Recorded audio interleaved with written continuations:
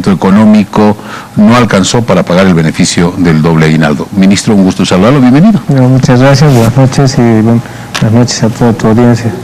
Enseguida vamos a estar con el país para conocer los detalles de qué es lo que ha sucedido. Pero para entrar en materia, ¿cómo se hace el cálculo del pago del doble aguinaldo? Entendemos primero que hay un decreto supremo que señala que si el crecimiento económico llega a un 4.5%, se paga el beneficio. Sí, en realidad lo que dice el decreto es que tenemos que calcular entre julio y junio, en realidad, el dato. O sea, se toma junio y julio porque este dato generalmente sale en octubre y es el dato para que puedas pagar en diciembre el segundo aguinaldo. En realidad lo que se hace es construir el crecimiento de todos los sectores, cada sector tiene una propia ponderación y en función de eso sale el dato que en este caso ha sido de 3.94, que ha sido afectado principalmente por un tema de la sequía que hemos tenido el año pasado y con la baja en la producción de hidrocarburos el primer semestre de este año, producto de que Brasil ha empezado a demandarnos menos gas de lo que nos demanda normalmente. Y esos dos factores han influido para que nosotros, para que no podamos llegar al crecimiento esperado del 4.5 y pagar el doble aguinaldo, ¿no? Los últimos años, por lo menos los dos anteriores años, el crecimiento económico no ha llegado a un 4%, ¿no? En realidad el año pasado hemos estado en 4.46%, hablando siempre de julio a junio. El año pasado, la gestión pasada. La gestión pasada, y este año hemos llegado a 3.94. Ahora, ¿qué es lo interesante de esto? Es que nuestra demanda interna sigue moviéndose de manera importante, incluso más que el año pasado. El año pasado el crecimiento, si vemos del sector interno, si excluimos hidrocarburos, tenemos que el crecimiento el año pasado era de 4.3 y este año estamos con 5.3 de crecimiento desde el punto de vista interno. ¿Dónde tenemos el problema? Pues básicamente el tema de hidrocarburos, que es el que nos ha, jalado el dato hacia abajo, ¿no? Este último tiempo, los países de la región no han tenido un crecimiento igual o similar al de Bolivia. ¿Cuál es el crecimiento de los países de la región? Para que entender un poco el contexto sobre el crecimiento económico. Bueno, en realidad, si vemos lo que pasa es que hay que mirar cuál es la lógica económica de los otros países. Como nosotros, antes del 2005, la lógica de estos países es que su economía está orientada a la exportación. Entonces, cuando hay una crisis como la que hemos tenido, esta crisis internacional, y los países dejan de comprar, te golpean muy fuerte, y eso es lo que ha pasado con los países de la región en general. Entonces, ¿qué dejaron de comprar? Lo que pasa es que ha habido una crisis importante en el mundo. ¿No había los recursos para comprar? Claro, empezamos con la crisis del 2010 en Estados Unidos. Estados Unidos ha tardado en recuperarse, Europa ha tardado en recuperarse, y a eso se ha sumado que China, si bien sigue creciendo, ha empezado a crecer menos y obviamente ha dejado de comprar menos. Y eso lo que ha hecho es que a estos países donde basan su economía en la exportación los golpea muy fuerte. Entonces la región ahorita tiene un promedio de crecimiento de 1%, hay países con crecimiento negativo, creo que tal es el caso de Brasil, incluso creo que la Argentina está con crecimientos negativos. Y Bolivia siempre ha estado manteniendo un crecimiento sostenido. El promedio de crecimiento de los últimos años es el 5%, el año pasado hemos crecido 4.3%, y este año nosotros podemos estar con un nivel parecido, similar al año pasado, y ser nuevamente el país que más ha crecido en la región, ¿no? Bien, esto es lo que está pasando en materia económica. Ministro, para que la gente lo pueda entender, porque las personas que esperan esas decisiones esperan sobre todo los resultados de la inversión pública, del movimiento económico que genere justamente el crecimiento. ¿Qué es lo que genera el crecimiento económico en nuestro país? Bueno, en realidad nosotros hemos apostado a un tema que es bien importante. Siempre hay que hacer un poco las comparaciones para que la gente entienda cómo son los cambios. En realidad hay muchos países que crecen en base a lo que es la inversión privada. Entonces, obviamente, los privados ponen plata, y los privados siempre ponen plata cuando cuando las perspectivas o el ambiente es de crecimiento, y ellos siempre ponen para ganar. En nuestro caso, nosotros tenemos un modelo que privilegia la inversión pública antes que la privada. Obviamente que la privada es importante, no decimos que no, pero la base principal de nuestro modelo es la inversión pública. ¿Y por qué se eligió ese modelo? Lo que pasa es que nosotros hemos apostado a un Estado que interviene en la economía. No es el modelo neoliberal donde el Estado solamente es aquel que mira, regula y les dice a los privados: ustedes hagan las cosas. El privado hace lo que quiere, las veces que quiere invierte, las veces que no quiere no invierte, y tu crecimiento, tus condiciones económicas siempre va a estar en función de lo que quiere el privado. En nuestro caso, nosotros tenemos un Estado que interviene en la economía, y ese es el punto importante, y es la gran diferencia que nosotros tenemos con el modelo neoliberal. El tema para nosotros es tener un Estado que interviene en la economía, interviene en el sector financiero, interviene en el sector hidrocarburos, nacionalizamos, somos parte del movimiento económico en el país, y por lo tanto nuestras inversiones siempre van a ir abocadas al mejoramiento de la economía y a la redistribución de estos ingresos. Porque ¿qué es lo que pasa cuando vos eres un Estado que mira nomás? El Estado, el privado invierte, el privado genera los excedentes y el privado se los guarda al bolsillo. Entonces lo que haces es siempre generar una desigualdad y una brecha que va creciendo en el tiempo, ¿no? Pero esto no se puede regular. Ese es el tema. O sea, vos podrás ponerles más impuestos y más, pero al final el que te está manejando no es vos Estado. Vos Estado piensas que eres el que gobierna, cuando los que te están gobernando son ellos, porque cuando vos les afectas a ellos o les dices vamos a redistribuir, ellos dejan de invertir y te caes. Entonces, y es lo que ha pasado siempre en el país antes del 2005. Los privados eran los que hacían lo que querían, y cuando ellos les iba mal, siempre salía el Estado y les decía: no, vamos a poner un hospital de empresas, vamos a hacer esto, vamos a hacer lo otro.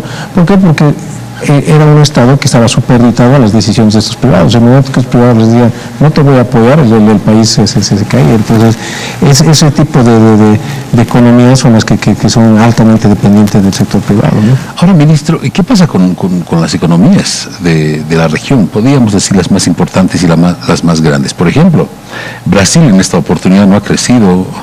Es más, creo que tiene números negativos.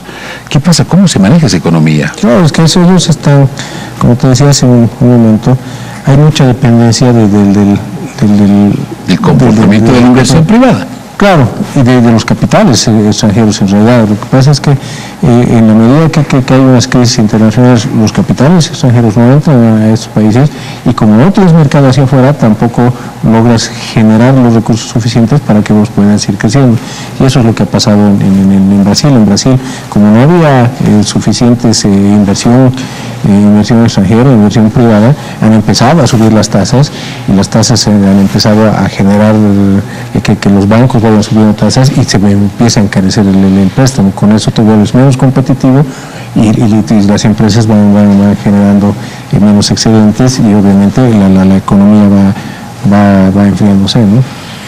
¿Eso es lo que pasa en todos los países de la región o la mayoría de los países del mundo? Hay algunos países como, por ejemplo, Paraguay, que tiene otra lógica de administración. Paraguay es un país que crece mucho, algunos años después no crece, luego crece, luego no crece, y eso está en función también de un sector agropecuario muy grande, que también está ligado a la exportación, y está en función de los precios que tienen las materias primas. Entonces, cuando los precios no están muy bien, ellos van cayendo. Cuando los precios suben, pues ellos suben, bajan, suben. Y si se tiene en cuenta, Brasil ha tenido, por ejemplo, en este año, un primer trimestre muy importante, creo que ha crecido alrededor del 8%, pero el segundo trimestre ha crecido 0 punto algo. ¿Por qué? Porque los precios de la soya, producto de la oferta que ha habido, han bajado, y como que se han estancado. Entonces ese es el problema cuando uno depende mucho de los sectores externos. Entonces el primer factor es que la economía, el modelo económico lo plantea el Estado, lo plantea el gobierno en este caso, y tiene el control del modelo económico. ¿Qué es lo que hace que haya un movimiento de la economía en el país? La inversión pública.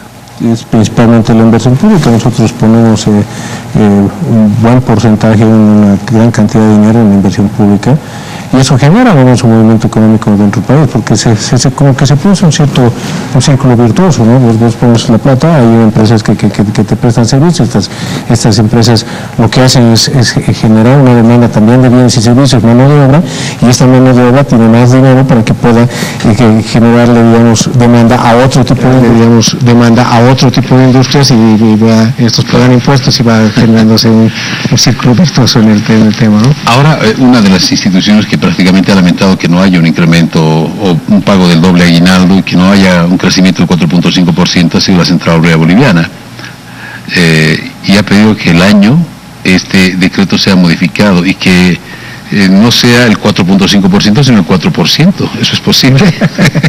Bueno, los empresarios creo que piden que suba los salarios. Claro, los empresarios quieren que sea más alto. Bueno, yo veo que es un poco la esperanza del trabajador, porque obviamente todos queremos mejorar nuestros ingresos, y esa debe ser, digamos, también la motivación de la Central Obrera Boliviana.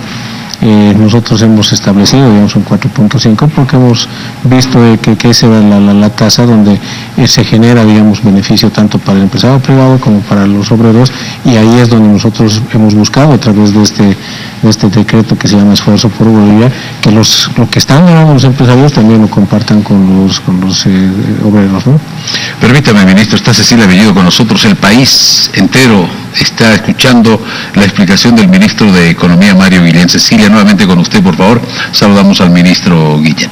Muchas gracias. Sí, desde Santa Cruz. Gracias, ministro. Era importante conocer su palabra porque hoy, usted ha sido prácticamente el protagonista de la información desde temprano con este tema del anuncio de que este año no iba a haber doble aguinaldo. Un poco ya lo había adelantado el presidente, lo conversamos nosotros la semana pasada, pero usted pedía prudencia hasta conocer los datos oficiales del Instituto Nacional de Estadística. Queríamos compartir también unos cuadros para ver cómo creció el Producto Interno Bruto en 12 meses de junio a julio, en los últimos 5 años en Bolivia, para que veamos un poco cómo ha ido cayendo. Si tenemos listo, por favor, para poder compartirlo, cómo ha ido cayendo este crecimiento anual del PIB a 12 meses de junio a julio en los últimos 5 años en Bolivia. En el 2013 fue del 6.1%. Bueno, este cuadro no está bien. Yo tengo acá otro que les voy a pedir. Ahora sí, está subiendo. 2014, 6.08%. Va subiendo. Vamos al 2015, por favor. 5.23% el crecimiento económico. 2016. 4.46, esto ya fue el año pasado, ministro, cuando no se pagó doble aguinaldo, y este 2017 3.94. En este cuadro vemos un comparativo desde el 2013 al 2017 de este crecimiento económico del país. 2013 6.1, 2017 3.94. El tema gas fue el principal factor para un crecimiento que no va a superar este año el 4%. Bueno, primero, buenas noches. Como le decía a César, estoy cumpliendo la promesa que te había hecho cuando estaba en el canal la anterior semana, que Vivi iba a dar el dato y iba a venir a todo el programa. Gracias.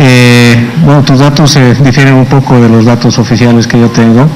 El crecimiento básicamente de este año se ha debido, la merma en realidad se ha debido a dos factores principales.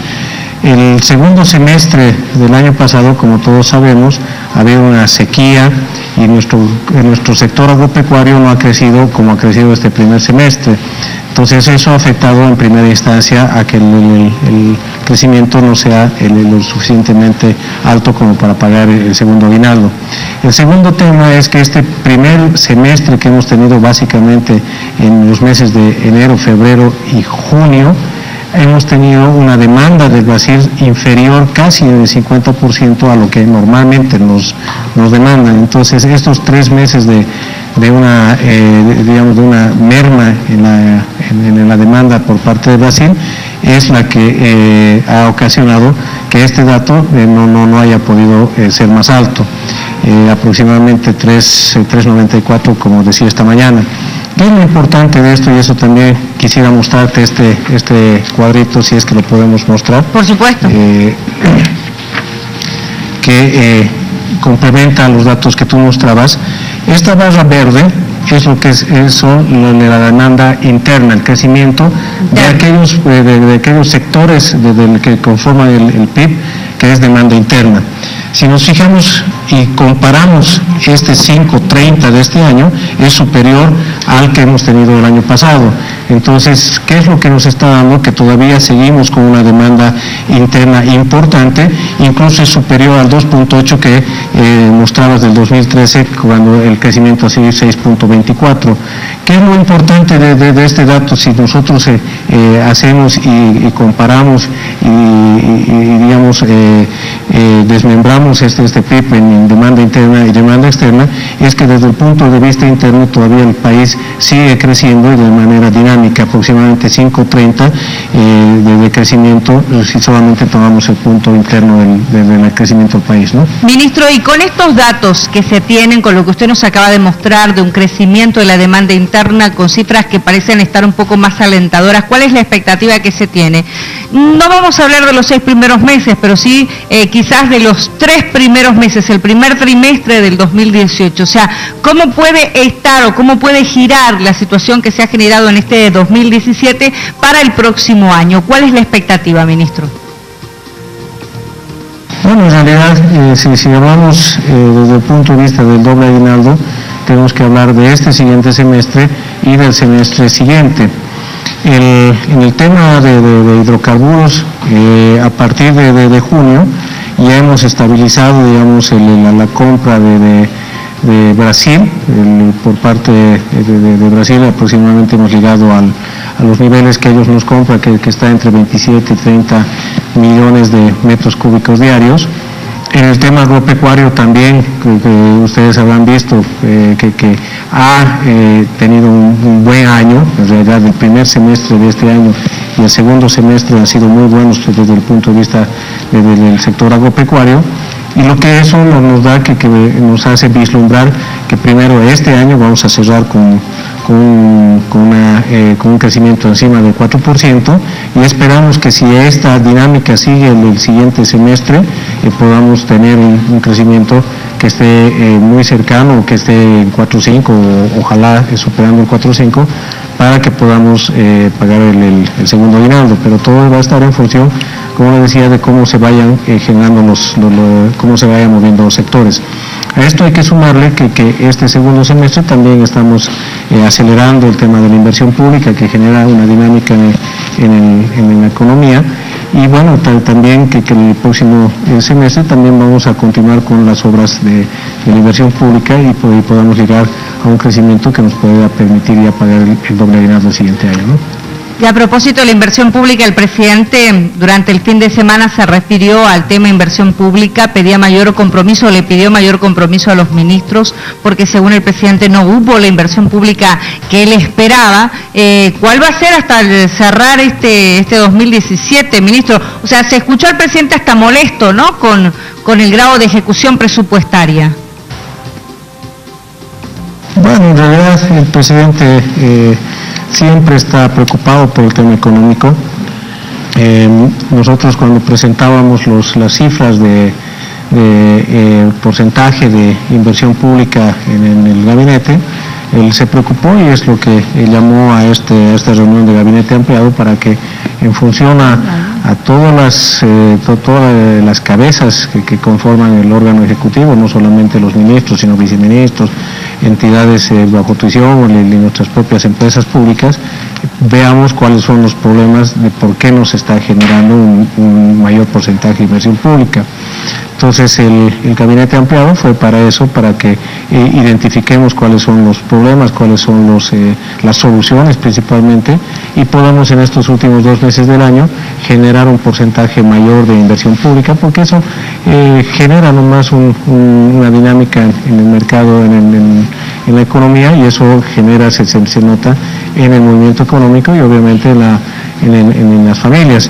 Entonces, esa ha sido, digamos, la recomendación del presidente. Nosotros, después de este gabinete, hemos hecho nuestros cálculos, hemos hablado con las empresas para ver cómo podemos mejorar, y uno de los datos que hemos tenido, de de las conclusiones que hemos tenido es que más o menos vamos a llegar a un 78% de ejecución pública, ¿no?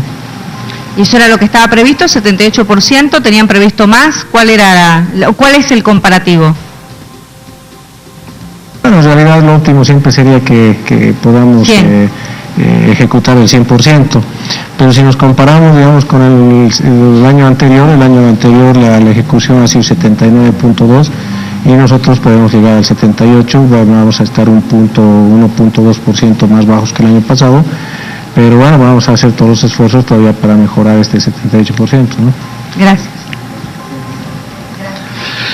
Ministro, ¿cuál ha sido el crecimiento en este primer semestre? Bueno, ese también es un dato interesante. El primer trimestre, si podemos mostrar, el primer trimestre nuestro crecimiento fue del 3.34% y el segundo trimestre, a los 6 meses, estamos en 3.58%, va a decir que hemos mejorado el crecimiento desde el primer trimestre al segundo trimestre. Como les decía hace un momento, prevemos que con estos datos podemos llegar a tener un crecimiento encima del 4% a fines de diciembre. Si nosotros fuéramos tan simplistas como son nuestros opinadores, la gente que se dedica a opinar y dicen que estamos en desaceleración, entonces en base a esas declaraciones en las cuales no estamos de acuerdo, no estaríamos en desaceleración, estamos subiendo, digamos, el crecimiento, entonces estaríamos ya yendo a mayor velocidad con qué es lo que ellos dicen, obviamente que es en palabras de estos señores, pero tomando sus conceptos, entonces estaríamos mejorando, digamos, el crecimiento, ¿no? Ahora, ministro, sin embargo, la tendencia de un crecimiento económico es a subir, a mantenernos o a descender para el próximo semestre. Bueno, en realidad nosotros siempre es subir, y como te decía hace un momento, hay muchos indicadores que nos da la certidumbre de que vamos a mejorar la economía, o sea, no solamente en el tema interno, sino que ya en el sector externo ya se están dando signos de que se están ya recuperando los países. Como el barril del crudo, por ejemplo. Claro, nosotros, y ese es un tema también interesante, yo leía en la anterior semana, que las agencias, digamos, los organismos internacionales decían que el barril va a estar en $55. Nosotros siempre hemos calculado nuestro presupuesto, y bueno, el que vamos a presentar este año, nuestros cálculos son con $45 el barril, 45.5 para ser exacto.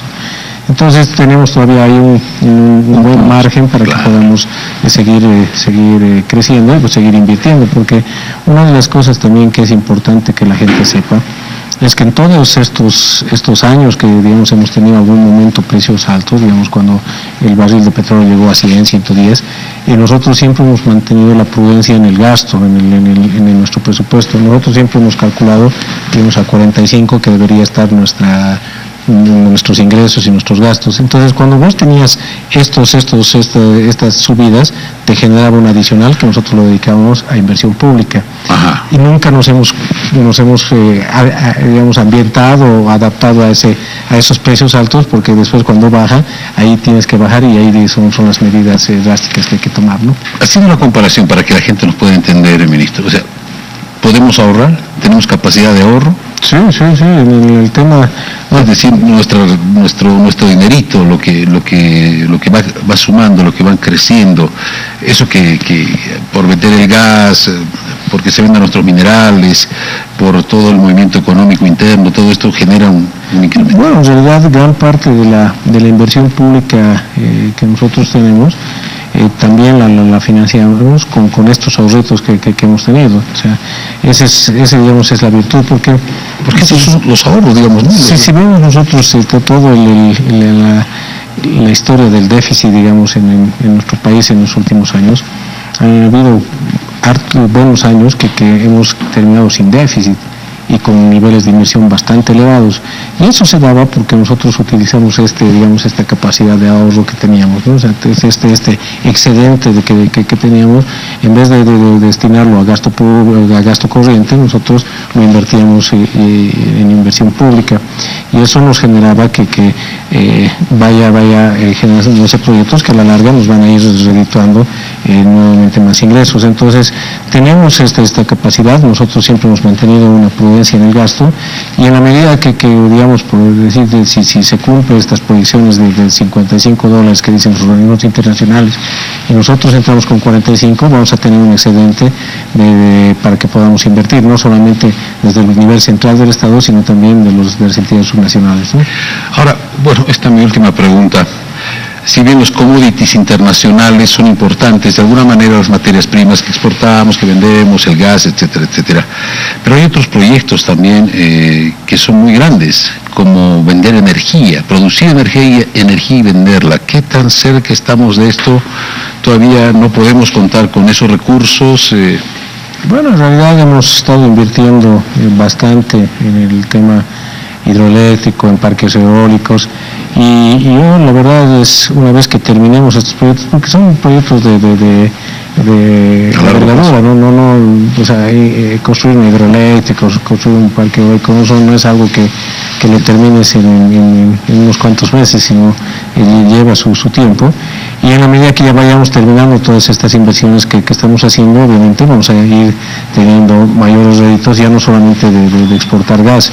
El tema, por ejemplo, de la urea también es una planta que ya está empezando a producir, vamos a empezar también ya a vender valor agregado, no solamente hidrocarburos, y eso nos va a ir generando nomás un rédito que nos va a permitir diversificar, pero también exportaría valor agregado. O sea, la gran apuesta que nosotros hemos hecho es el invertir en el sector productivo para que todo lo que vendamos no solamente sean commodities o materias primas, como tú dices, sino estemos vendiendo también valor agregado, que es lo que genera a la larga empleo y genera también ingresos para el país, ¿no? Importante, sin duda alguna. Ministro, muchas gracias por estos minutos, ha sido usted muy gentil. Cecilia, por favor, estuvo el ministro de Economía, Mario Guillén, para explicarnos los alcances a propósito de el pago del doble aguinaldo que la gente estaba esperando, pero no alcanzó la cifra, no alcanzó los números para pagar este beneficio. Ojalá que el año, ministro. Ojalá nosotros vamos a trabajar para ello, y a ver, ojalá que en estas épocas del siguiente año podamos darles buenas noticias a los trabajadores, ¿no? Ojalá, ministro. Y ya no pida la central obrera un 4% y los empresarios un 5 o 6%. Gracias. Los empresarios quieren que el crecimiento sea más alto. Bueno, en realidad los empresarios no quieren pagar el segundo aguinaldo y están apostando a que crezcan menos. Entonces, yo la verdad creo que mientras más crezcamos, todos nos beneficiamos, independientemente del segundo aguinaldo que ellos tengan que pagar, porque al final mayor crecimiento, mayor ingreso, y bueno, lo único que nosotros les pedimos a ellos es que estos excedentes también se los redistribuyan, ¿no? Qué importante, ministro. Muchas gracias, como siempre. Gracias a ti. Ha sido usted muy amable. Gracias, ministro. Un saludo para el ministro. El ministro de Economía, Mario Guillén. Y en realidad creo, César, que, a ver, obviamente que es bueno que crezcamos, ¿no? Que el país crezca, pero este año no ha sido el mejor, y un pago de un doble aguinaldo creo que no era ni viable ni prudente, no solo con los números de afuera, llevándonos por los números que se han generado fuera del país, es decir, esto es global, ¿no? Sino también por lo que pasa en nuestro país. Así que bueno, era la noticia de la jornada. Gracias al ministro por haber estado con nosotros. Cecilia, hay otra noticia, la vi en todos los periódicos, de Rosado. Estuvimos. Cuénteme, por favor, ¿de qué se trata todo? Quiero agradecer, por supuesto, a todas las mujeres que participaron.